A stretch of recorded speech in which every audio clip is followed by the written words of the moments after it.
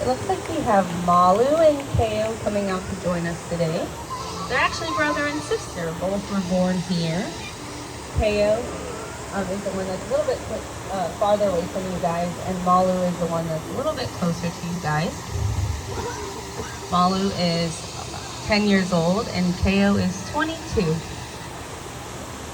Both of their mom is Pele, who has been here since we opened, and she has a couple other children as well.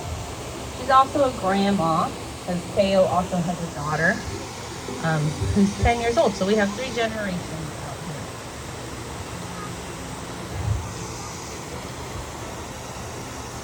Now if you notice, the trainers are communicating with our dolphins via hand signals. So we only use hand signals to communicate with our dolphins, other than like vocal signals like you might with a dog. Dolphins have really good hearing, but their hearing is a lot higher frequency than our voices. So we don't think that they can distinguish easily between our words. So we use sign language to communicate with them instead. Other than our whistle that tells them good job. It's a similar concept to clicker training you might use with a dog. It's just a sound that easily pinpoints, great job, come on back. That was perfect.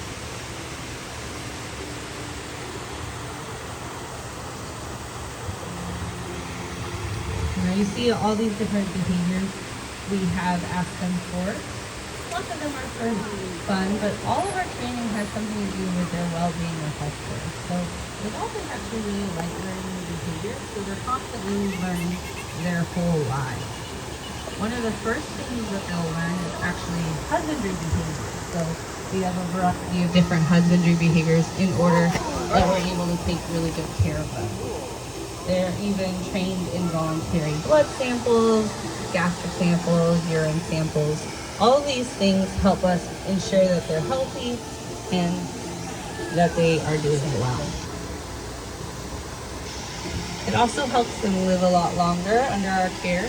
In the wild, they are very affected by humans, so pollution, overfishing, getting caught in nets, that type of thing. So one study, the longest running study on these guys in Sarasota Bay, Florida, found to be an average of about 17 years old that they live. Not to say that they can't live longer than that, but the average was a lot lower than what should be expected due to human reasons. Our oldest dolphin here today is 52 years old, so they can live much longer.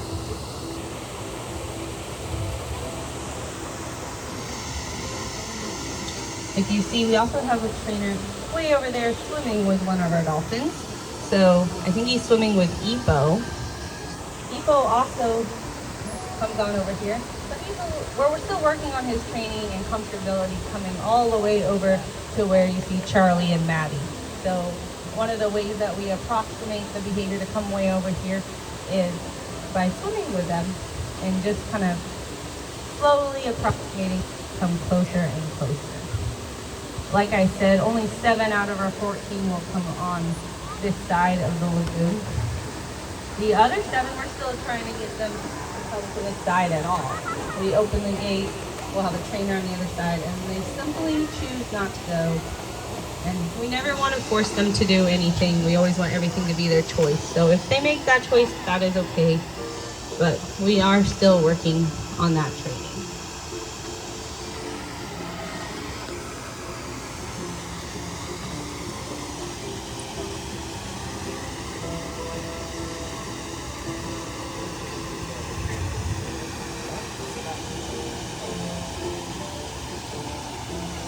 See them coming back on over. So one of the ways that we help with their training is we might send them home and then have them come back. And it's kind of like, you did great, you can go on back where you're a little more comfortable, and then you can see if you can come back on over again. And that's part of the way that we also approximate them to come over here.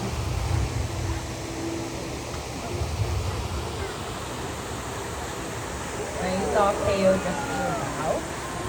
That is a very natural behavior that they exhibit in the wild, but how we ask them to do that is basically our training is just being able to ask them for that behavior. So how that would start is a very simple hand target where they put their rostrum, that rostrum is their pointy part of their face, and they ask them to hit their hand. That is something that little baby dolphins learn at a very young age. And then that can be extrapolated to teaching them to touch a target pole. A target pole is a long stick with a little buoy on the end. And they learn to touch that and follow it, which helps us do a lot of other training with them. So like the jumping, we can lift target pole high above the water, and they learn to follow it up to touch that buoy. And at the same time, we start pairing a hand signal with that behavior. And over time, we don't even need the target pole anymore. We can just ask them with that hand signal, and they understand, oh, that means they're asking me to jump.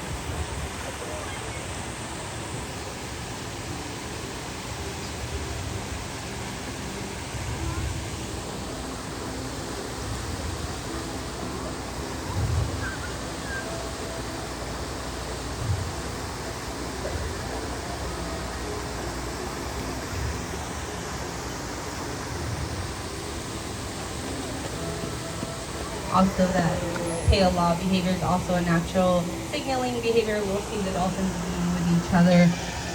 I don't know exactly what it means. It could mean lots of different things in different contexts. But all day, every day, we're moving our dolphins around to different lagoons, changing up their social teams. Their social teams are very dynamic, like they are in the wild, where they don't necessarily stay in one constant pod. They do mix and mingle and hang out with different dolphins throughout the day.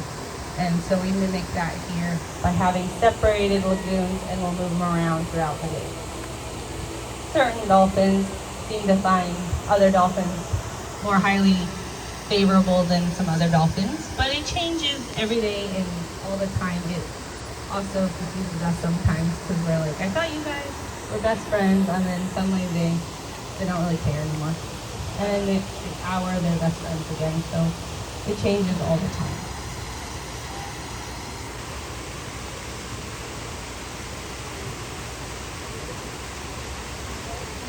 Part of the way that we're able to have not just us come and hang out in the lagoon with them, but we also invite guests to come and hang out with us, with our dolphins throughout the day. And those interaction programs are based a lot on trust. So we work really hard to build that trust with our animals by spending a lot of quality time with them, like you see here, as well as we'll get in the water and just spend time with them. And that helps them understand that we're a lot of fun to hang out with. And we also always give them a choice in everything we do, which also helps build that trust. So they can always choose to participate or not.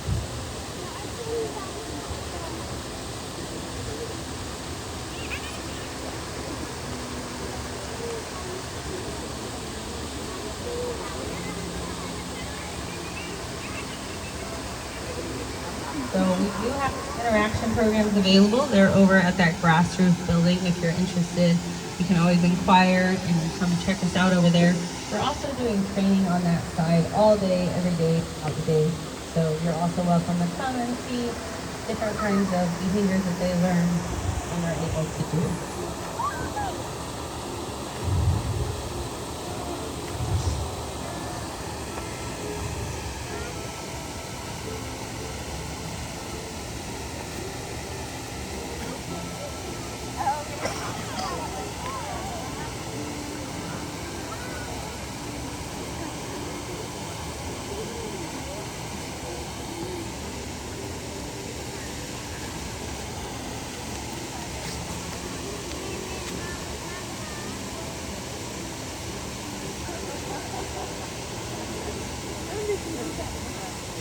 Another way we help with conservation is by taking care of these guys. So with these guys, we're able to collect a lot of medical samples like we were talking about.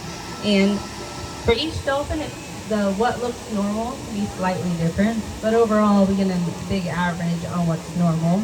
And that helps, that data is really important for rescue and rehabilitation in the wild, because without that baseline data, we wouldn't know what is normal and what is unhealthy. So because we collect a lot of healthy data, we're able to compare that if they were to rescue a sick dolphin, and they could know maybe what's happening or why they're sick.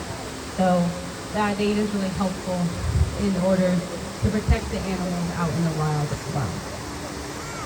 well as knowing each and every dolphin's normal, so that if something were to happen, we were able to see if that dolphin is healthy or not.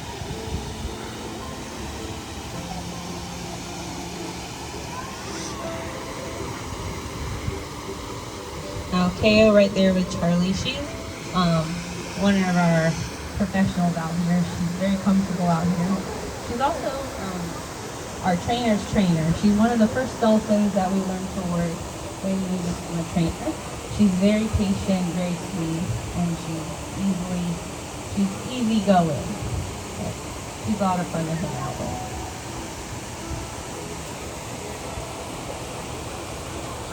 That concludes our Sunrise Dolphin Splash, you guys. Thank you guys so much for coming.